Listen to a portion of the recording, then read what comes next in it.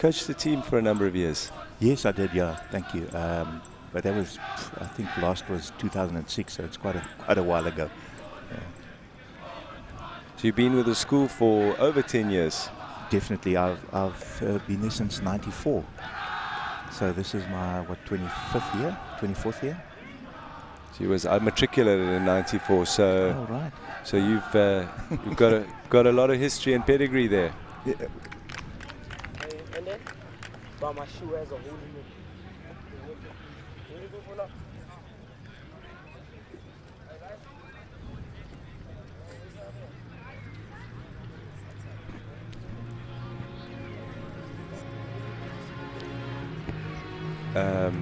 We can ask them to turn it down. No, it's fine. Beautiful.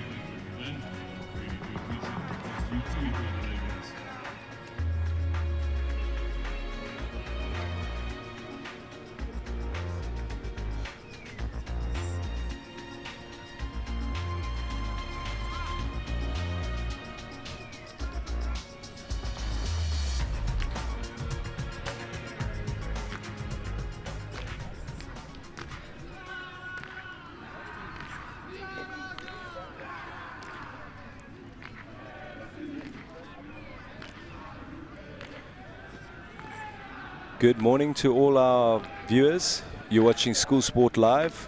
We're proud to bring you this stream, compliments of Liberty.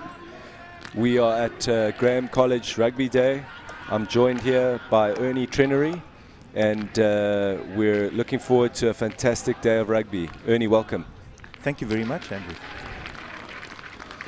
Running onto the field, we see the Pearson High from East London. This is the first game up today. Pearson versus Muir.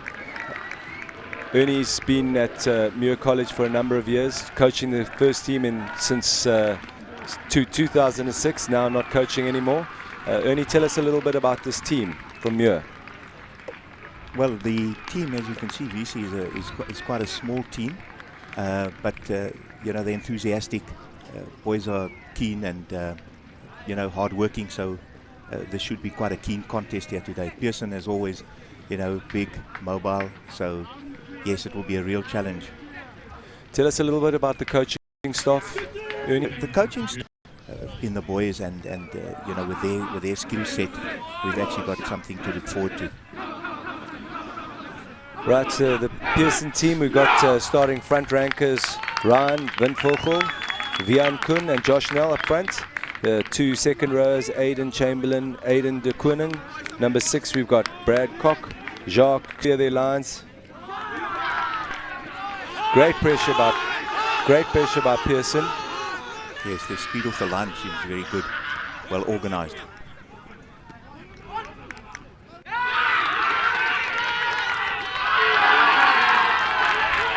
Pearson looking to run it early. Nice attacking intent. Seems like it's going to be an interesting game, Ernie. Yes, I agree with you over there. And game Pearson Muir. Then we've got Cambridge Union up next. Queen's College versus Brunt, who will play Grey High. I think we've one of the centers. So Muir under pressure right from the beginning.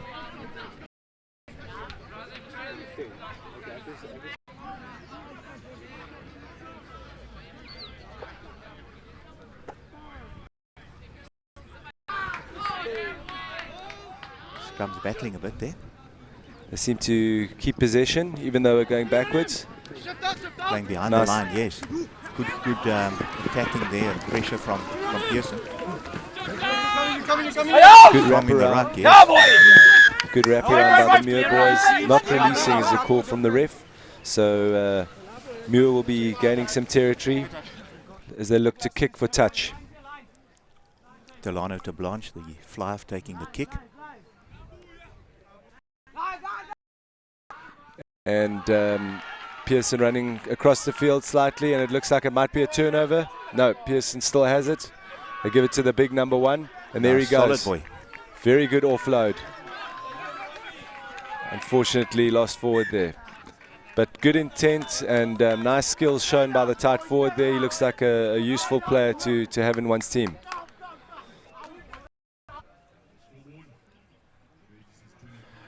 Yeah, it's never nice to see schoolboy injuries.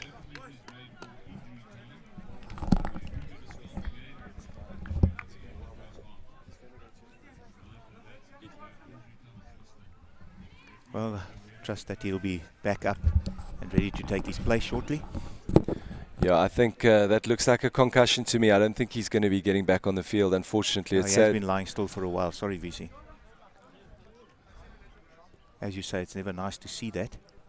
And probably the first contact of the game as well. Build as the day goes along. We've got some exciting teams playing here, and these days in the Eastern Cape are really special. There's such a sense of community between the different schools. So in Cape we haven't. So good for the rest of the number 13. Yeah, I think they'll do that. Has certainly picked up. So a lot of good things happening at Pearson. Good maul from Pearson over here. Good driving maul. Man goes to ground. Not sure he released there, but they've still got possession. Scrum half's going in to the fly half. They've got some space outside, and he dabs for some space down the left side. That's a very, very good kick. That left winger of Pearson looks like he's a lively character. He had a little run early on in the game. So they're obviously looking to explore some options down that side, putting pressure on Muir. You're right there, VC. They certainly are putting pressure on Muir and exposing that weakness on defence on the right-hand side over there. And Mlondolozi Goba coming back onto the field after his binning on his first tackle.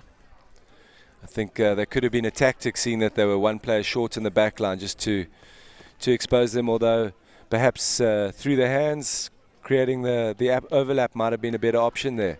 That's but right. Got a good game on our hands. Boys are giving it their all, and good to be down here at Graeme College for the Graeme Rugby Day. Yes, I think we've got fantastic weather here, VC. This is a beautiful start to the day, and it can only get better. Slight breeze in the air, which is always nice when the sun's out. Crowds are starting to gather. There's some lovely food on offer. We've already had a couple of egg and bacon rolls and some pancakes. And the coffee is good too. Definitely. Packing down. Let's see if Muir can retain their ball. It's a good strike by the hooker. Scrum's under pressure. They seem to retain the ball, and they're going to be clearing their lines. There's too much pressure. Yeah, Muir going down, securing their own ball. Looks like they've done well.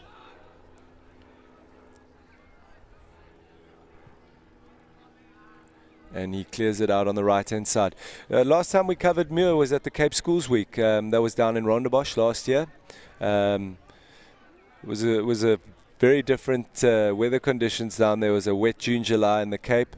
Good to see Muir down in the Cape, and I think they had some tough opposition, but good to be covered over there.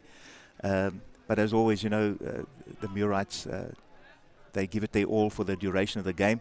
So there's never a point where one feels that you've won the game, despite, you know, the lack of size.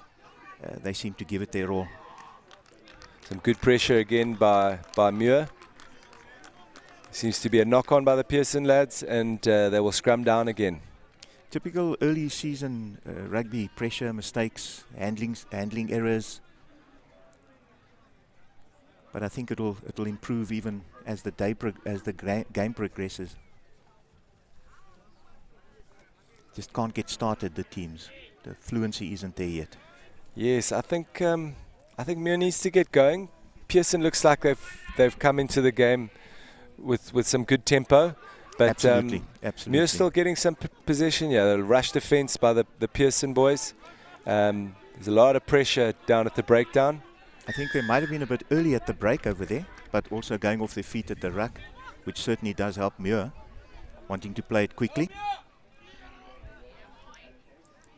Nice offload by the Muir lad at the side. You see that chicken pass so often these days, and it's getting so popular.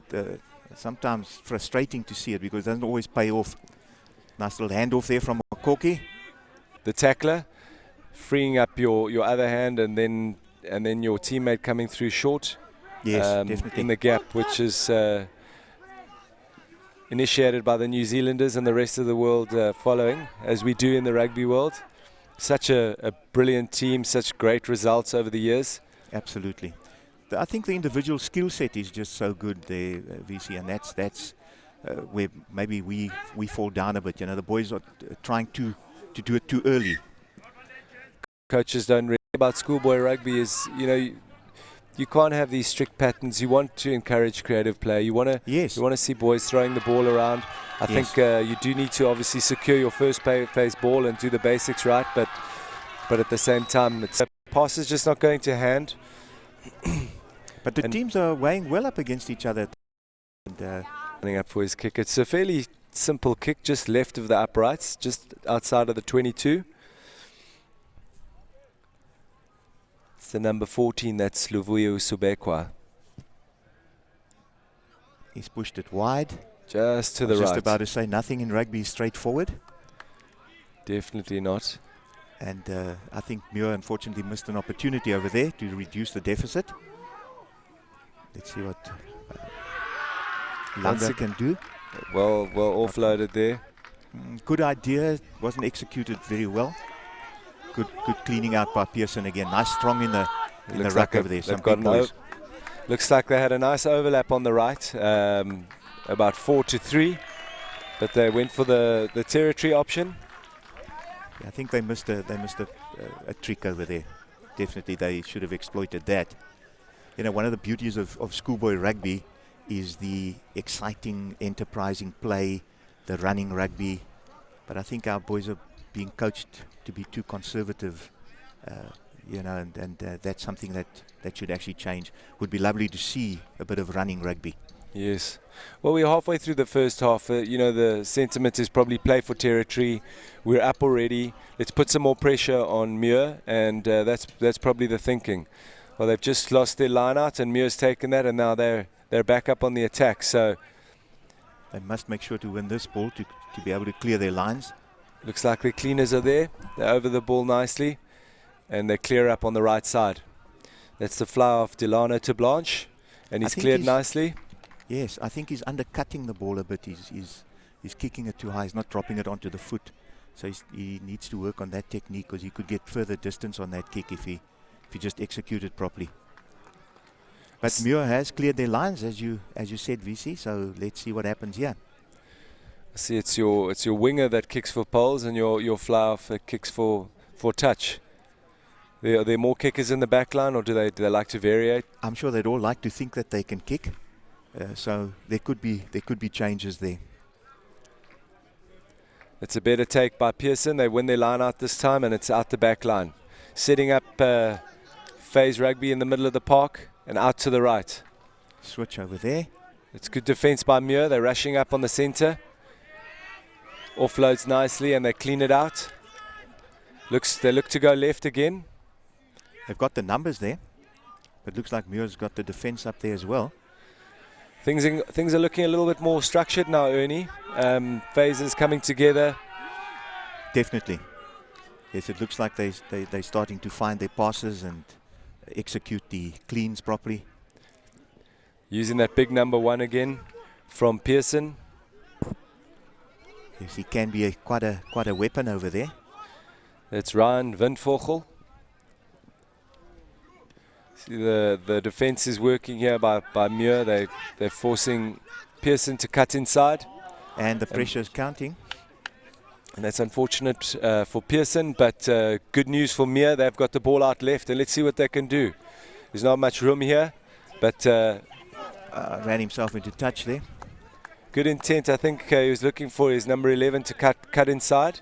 Unfortunately, pushed out into touch. So we've got a line out by the Pearson hooker, Vian Kun. He had a sorry, VC, those two, the centre and the wing, have come through age group rugby together, so they have a pretty good understanding of one another's play. Good pressure again by Muir.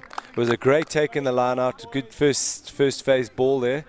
But like we said earlier, just these early mistakes early on in the season. Jafta was onto the scrum off fairly quickly over there as well and put him under pressure. Obviously spoilt his pass. I spoke to the Pearson coaching staff earlier. It seems that they're all young men and they all play rugby. They're coached by Dean Carlser, who's the head coach. Hannes Heisharman is the assistant, as well as Ati Mhinji. Robbie Stevens is the other assistant coach. Some of them in arm casts from rugby injuries. I think 2 of them in arm casts. So fairly active members of the. So many times at these schools you see these active coaches which take part in the fitness drills, in the passing and the kicking. They really get their hands dirty, and I think the boys appreciate that. Yes, they can see that the coaching staff are current, and they're up to date with the latest innovation in his work, and does a good job. I think he certainly put his stamp on the team. And then Gert van Wyk is also a player who has had quite extensive experience and a knowledgeable coach as well. So both those men, I think, are and they work well together, which is the beauty of it. So yes, it's good for Muir, and it's good for schools rugby in the Eastern Cape to have the level of coaching that we do. No, that's fantastic to hear. We're here on the other side. I don't know if you can hear it on your sets that you're listening on. The Muir boys going getting ready in song, and a cry out from the crowd there as their man got through. But Pearson on the break, that was a steal, straight through the middle, and that's the number 6 from Pearson. I think it's it's the 8th man he broke through, Telefo Moleko. That was a blow to Muir. Muir caught napping. He jumped straight over the top of that loose ruck and went through for his try on the left side. Looks like a very athletic lad. Good runner, yes. Bit of speed as well. It's quite a heavy field, so that would work against his speed. But despite that, he outstripped the defence. It was non-existent. Well done, Telefo. You don't see that very often when defenders normally on the left and the right of the ruck, and they sometimes forget to guard that middle channel. There he goes over. Telefo from Pearson High. Congratulations, Pearson. Pearson are now up 12 points to 0. And yes, that certainly is a blow to Muir's endeavours over there, but hopefully they'll be able to pick it up. It's going to be a tough one from here on. Fly-off missed that kick, so they had a chance to go 14-0 up, but 12-0. 25 minutes in on the first half, and Muir are going to come back at Pearson hard. I think they're kicking themselves for that error. There we see on the replay, Telefo goes over and slides in for the first official try. The first try was a penalty try, so nice to see some running rugby there, and Telefo going over on the left side of the posts. Yes, that was. Just left of the halfway. Throw in for the Muir boys. Seems like the clouds have come over. It's a lot cooler now. 2 runs. Obviously for that knock-on, not a deliberate knock-on, so giving a scrum and not a penalty.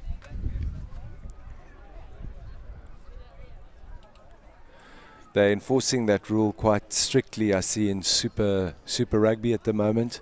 any sort of an intercept attempt that looks remotely like a tap down is it's a yellow card, isn't it? Absolutely. I think it's a bit harsh at times, but you never know the intent. You know, these guys are professionals. They're playing for money and their livelihood, and sometimes they can, do things that are that just are as we illegal. speak about an interception, Zimadora. he's going. I think he's going to make it all the way. Well scored there, Zimadora Monciane.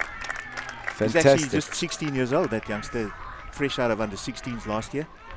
Obviously, very slight frame, and that's sometimes to his detriment. But he does read the game well, VC, which is something that obviously stands him in good stead. So that's not Dylan, the number 11. That's actually MZ. There we go. We've got the correct name on screen now. MZ. Well done. Fantastic try. As we're speaking about interceptions, here we see it on the replay.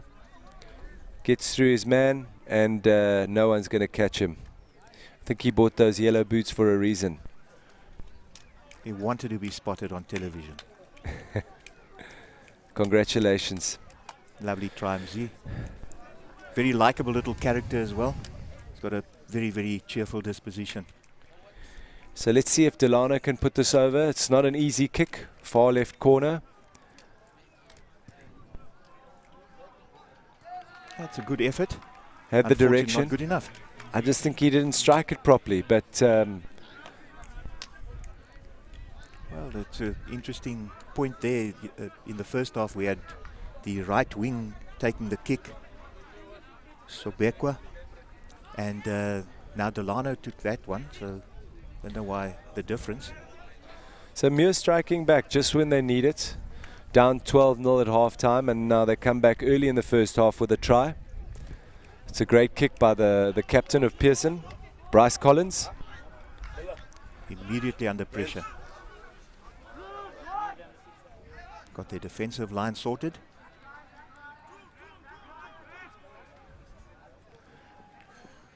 Playing Z again. Nice light on his feet. Certainly picking a big fight over there with that Windvogel of Pearson. Totally outweighed there. Slightly isolated, and I think cleverly he rolled turnover. one or two times. But yeah, I think possibly that's the reason for the turnover. The cleaners need to get there quicker. Nice held up there. But the call from the ref is coming in the side. Is that it? I think he said it's offside. But you could be right there, because it did look like Robert McEwen had come around the side. Pearson looking to cement their lead. If they kick this over, it will be 15-5. At the moment, Muir is within striking range. If they had to score now and convert, then that would bring the scores level.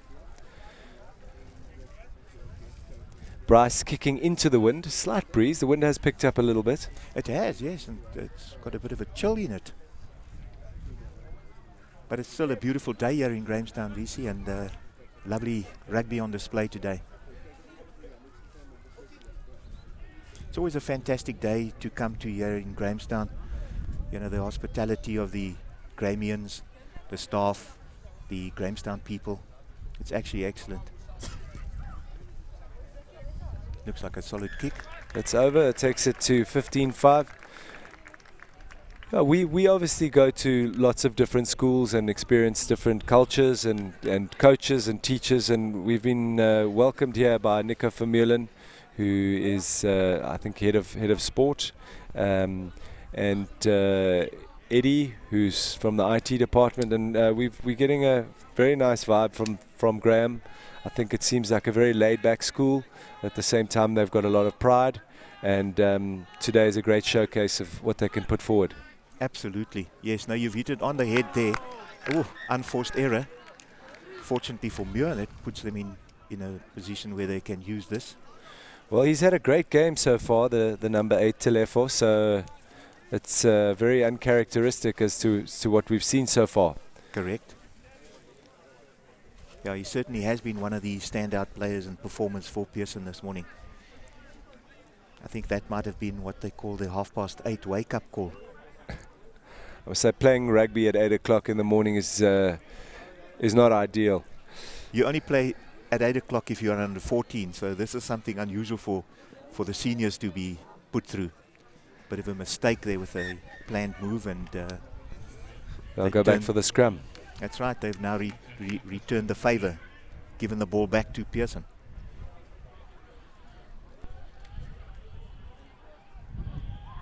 Wind is definitely picking up. I see the Pam Golding flags are flying vigorously in the corner. On the far side, we've got the next team coming down to the field. Union having their rugby day next weekend. Who is Muir playing at Kes, Eddie? I actually don't know the opposition at Kes, but I do know that they've got some tough opponents lined up over there. You know, these festivals are wonderful opportunities for schools to put their teams on display and to make their mark, and it's fantastic to get an invitation like that. Van Vogel certainly working hard over here, made quite a few meters there. It's a fantastic run by the number one. That would be a great replay to see again. Powerful runner, knocked forward here on the wing. Certainly threaded that one through. A lot of bodies over there, so had he held on to that one, we could have had some trouble here. This number one's looking more like a powerful centre at the moment. The way he's playing. Pearson using him well in the middle. I think Muir need to target him on defence. I think he's getting through a lot too easy, committing two men to his attack. And they really need to bring him down at the ankles. I don't think it's going to work if you hit him in the chest or in the midriff. He's very powerful. He's a very fast runner, and I've seen some very skilled offloads from him. So absolutely, yes, he's probably a player to watch for the future as well, and he might be there and thereabouts as far as Graeme week is concerned. And there he goes with a good shove. And managing it well. That was a fairly solid hit by the number 14. A bit of a dispatch sidestep over there, VC.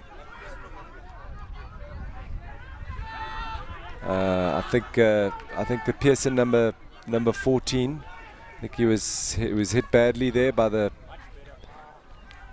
He's on his launches. Muir centre since that hit.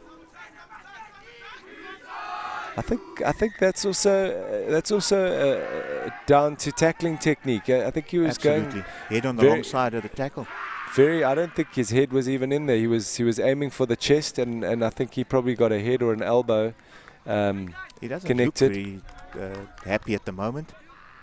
Seems a bit groggy. Mind you, looking at that pitch in the middle of the field, I probably wouldn't be doing too many low tackles myself.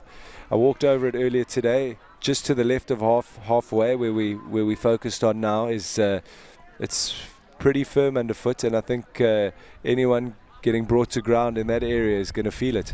Absolutely, yes. I think you might even have a little bit of a roasty to show for it. Here we see our number one. He's on a big bullocking run there. So he's fending off players. Three Muir people on him. He's decided he's not offloading. He's going to go to ground, and that's a lovely run by the number one, Ryan Van Vogel. Yes, and he's got his cleaners there as well, so that makes sure that they maintain possession.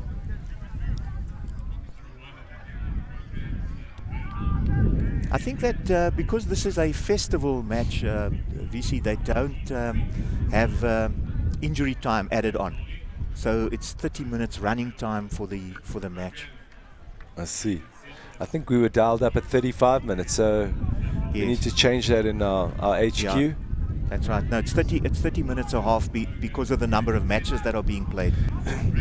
You were speaking earlier about Easter festivals, and Kes obviously being one of the Easter festivals, Kersney the other, which we'll be covering, St. John's will be covering, and then the Under-16 festival in Paul Gym.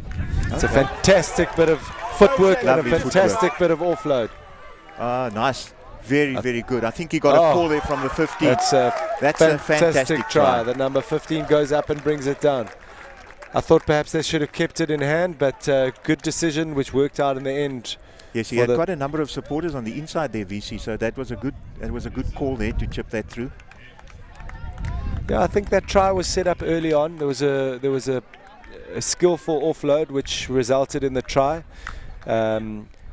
It meant that the number 12 could cut through, and then there was space in the middle and a nice little dab up in the air, and here we go. This is the offload that resulted in this run by the number 12. He looks like he's getting bungled into touch, just kicks it across off the side of the boot and well followed up by the fullback. Takes it excellently.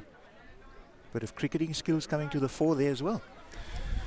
Well-deserved try from Pearson, and that takes him to 20 points to 5. The captain, Bryce Collins, will have another shot at goal. Yes, I think they've stretched that lead now and made it comfortable for them.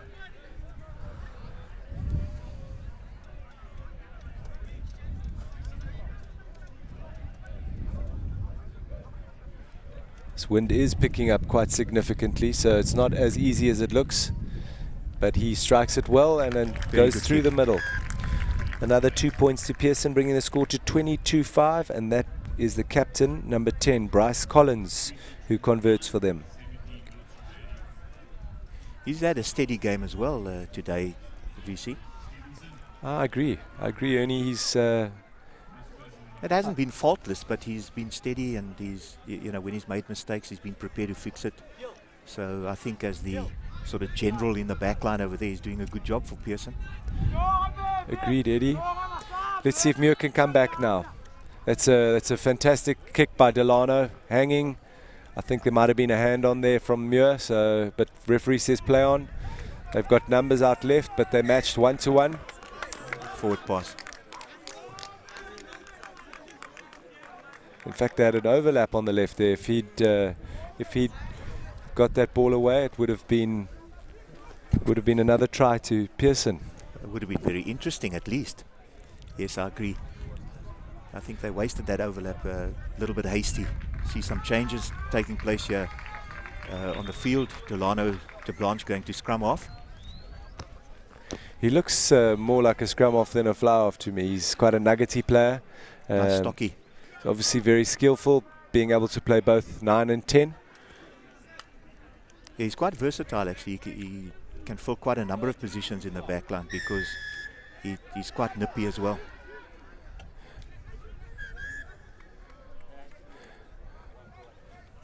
Penalty here to Muir. Referee going over, having a word with the Pearson captain, Bryce.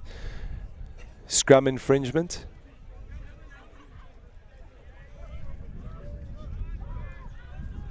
Decision time there for Muir. Delano's taking the tap. I think they're a bit predictable as far as that's concerned, because it's the second time that they've played the ball to Mkulwana. Some good running and some good defense. I think this is where the Muir pack needs to step up. They need to secure their ball. They need to... Oh, fantastic. Oh, well done. Well Just done. what they needed. Replacement fly-off. Getting 1 or 2 phases going, and in he goes. See, their boys are excited. They want to play. They're ready to go back for another score.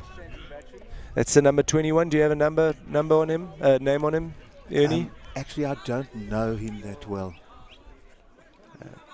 His nickname Sparks, but to tell you what his name and surname is, I really don't know. But he's a nice, steady player and a likable person as well. Well done, Sparks. So that takes the score to 22-10, and the kick to come. I'll just see if I can find out what his name is. I quite like Sparks, Ernie. It's lovely. Yeah, he certainly sparked the whole place up over there with that first touch, and takes it through to score. Beautiful kick. Right, a nice 7-pointer for him. Yes, definitely. So that takes the score to 12-22, and here we see the replay. Out from Delano, and he steps and he finds the gap there. Some good feet by Sparks. I think what made that as well, or possible for him, was the fact that he had support runners that he could use as the decoy to sell that dummy. 100%. Another fabulous kick by Bryce. His restarts have been sublime, and that's resulted in Pearson winning their own ball. And there we've got the big number 1 again. He's lurking on the left. Could have a bit of over-enthusiasm in the midfield there from Goba. Might have Oh, put him to. that's good play by Pearson. He recovered the kick nicely and secured it and offloaded. Lovely touch by Clayton van Heerden there. And that brings play up to the left side of the halfway here in the Muir half, and so they've managed to absorb that pressure and back to the middle of the field for play. Yes, I think they cleared their lines very well there. That had potential to be a bit troublesome. So it'll be good to see how they contest this line out here. I thought Lavoie is coming on for Pearson now. Sorry, VC. Yes. No, I thought Lavoie did very well down there. He can be proud of himself.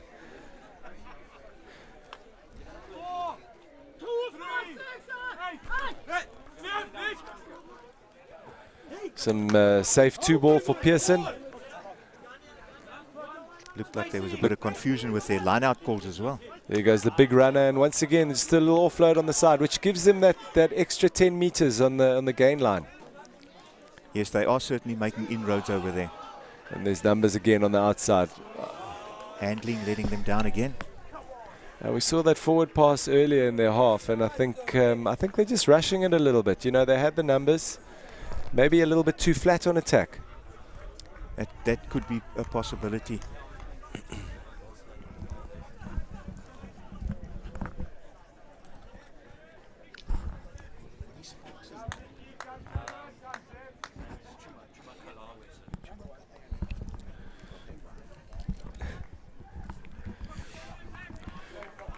Ernie just asking the captain of Muir who that try scorer was, and it was Chuma Kulawe.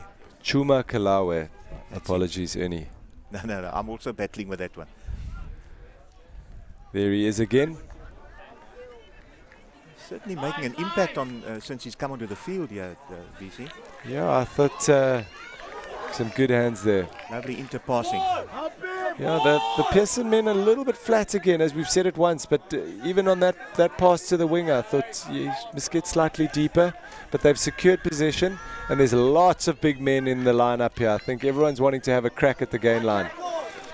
That's the hooker number 2. He's also had a good game, Vian Kun, and there goes the flanker.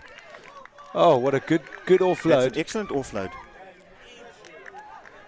And he scores as well. And that is a try. They support play at the contact with players running left and right of the tackled player, allows them for that quick pop, because they obviously breaching the defensive line, and that's helping them with the continuity. So well done. Yeah, it just puts the defense on the back foot, and one needs to scramble back there. But I think a good setup by the hooker Vian, and then some great offloads. So hats off to Pearson. Well, he's certainly got a big number on his outside over there in Windvogel, who attracts two defenders, because you can't afford to leave him without any attention. Well, exactly. When you've got him on the outside, he can almost be the decoy. But if you want to have that option and pop it to him, you can. And what a great option to have. Yes, he's strong enough to take it up. Yes.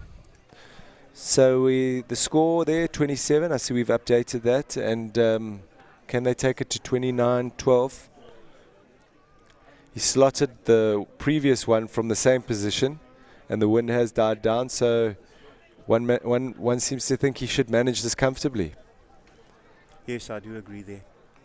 His kicking has been good, and there he is again on the spot. Well done, Bryce.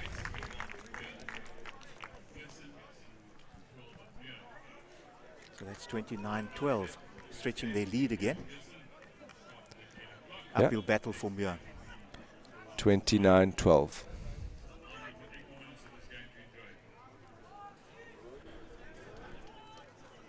I think on the last kickoff, I thought the Muir boys didn't chase hard enough.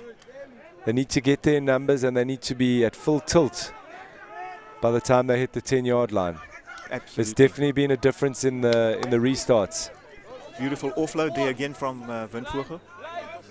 Man's having a very, very good game today. They're the runners again. It's a definite strategy from Pearson, and he makes yards every time he puts his hand on the ball. He's certainly not shy to take it up there, VC. He does his bit and more. It's a nice solid boy and doing his bit there. Well done.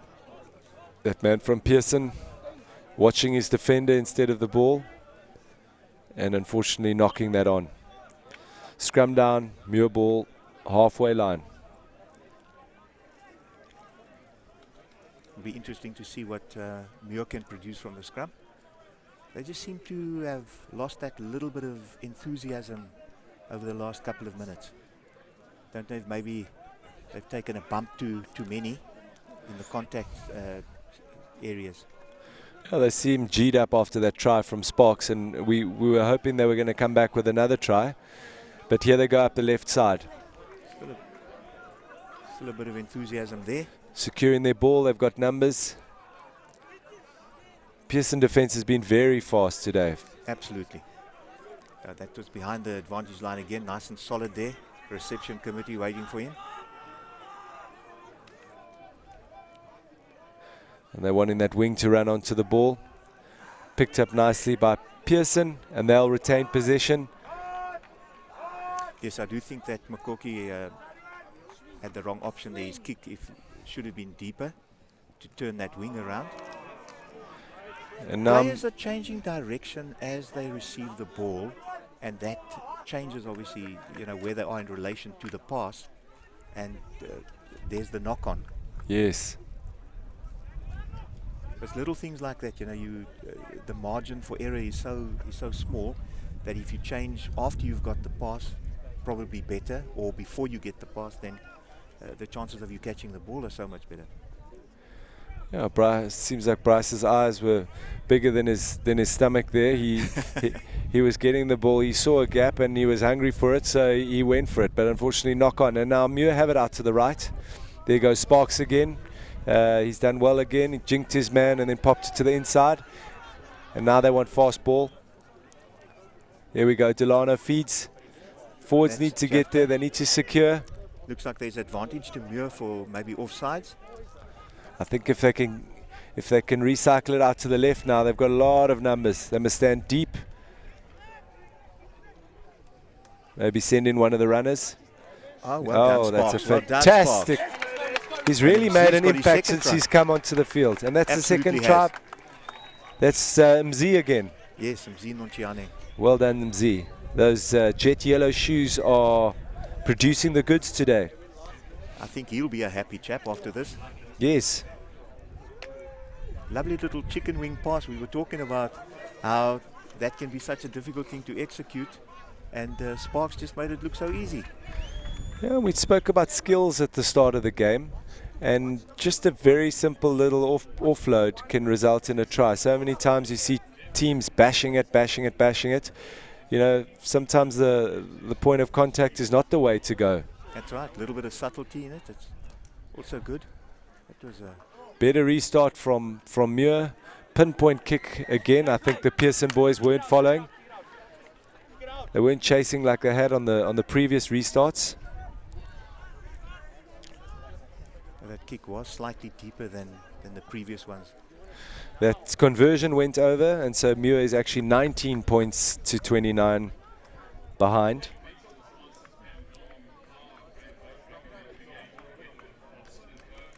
Yes, it could be an interesting last couple of minutes over here. Still might be a little bit too far to get to winning the game, but they could certainly make the score line a lot more generous for them.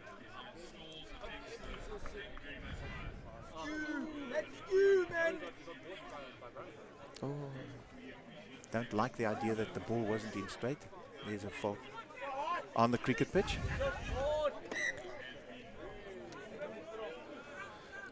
Players on their knees could be leaving a bit of skin over there. I think the referee wisely has taken the scrum off the cricket pitch. Get a bit of grip for the studs. See the number 4 going off for some medical attention.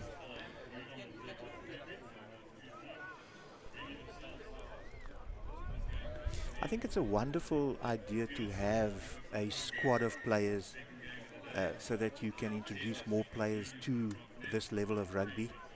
And I think it's a fantastic idea. You know, apart from the fact that if people are injured, that they can be replaced, you can also make tactical substitutions. So that's a fantastic idea that World Rugby's come up with. I think in the case of Muir, your numbers are not that prolific. So to try and have a squad of players is tough. Almost counterproductive. I do think it's a good building ground for for future teams as well. You know, give them that exposure, that 5 or 10 minutes here and there. Nicely set up over there for Pearson. Counter ruck from Muir. It's a good counter ruck from Muir, and illegal, says the referee.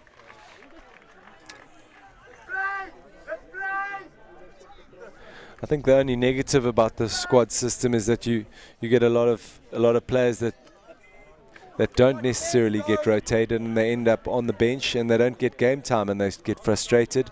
And so I think it comes down to the coaching, you know, in terms of rotating those players and giving the bench players time to prove themselves, and always sending out a message that every player is replaceable. Yes, you know, it will keep the players honest as well. I know it's disappointing to be substituted if you feel that you are the player. There goes our number 8. Beautiful drawn pass. And the fullback. No, he's knocked it on. It was good interplay by Pearson. They just didn't manage to finish it off at the end. That's right. Micaiah Coltman, unfortunately, in the tackle, lost possession of the ball. 29-19 to Pearson. This 12 has certainly been ripping some holes in the defense from time to time. He has. He was the one that took the knock earlier, I think. That's a Chadwin Spears. He was the one who did that little chip kick on the left side, which resulted in Micaiah Coltman scoring. You're right. Yes. Look like they've got. Is it Micaiah? Looks like he's playing on the right wing, and they've got a substitute here on the full-back position.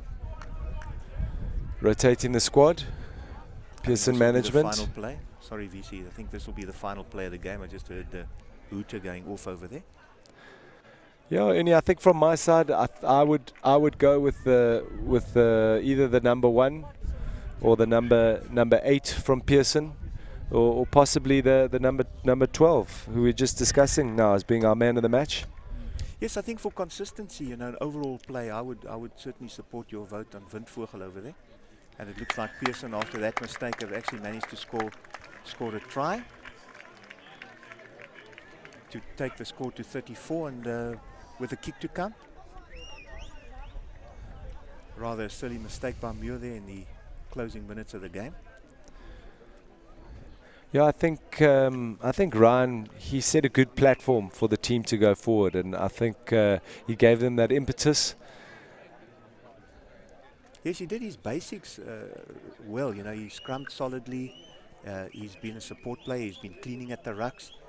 In addition to that, you know, he's managed the miracle offload from time to time as well. So, yes, definitely a skilled player, and his contribution to the team, I think, has been invaluable. Great contribution. And if they have some injuries in centre, I'm sure he can fill that gap too. I wouldn't like to tackle him in the midfield, not if he's coming at pace. But yes, definitely has that ability. And not on this pitch either. Oh, for sure. So, that's the end of the game. Well, Ernie, it's been lovely commentating with you. It's been my first time and your first time as well. Absolutely. Our man of the match is Ryan Windvogel, and thanks to Liberty for bringing us this game. Thanks School Sport Live. It's going to be a fantastic day of rugby, and up next we've got Cambridge versus Union High. Thanks Ernie. Signing off. Thank you very much. Thanks for the opportunity, VC. Thank you.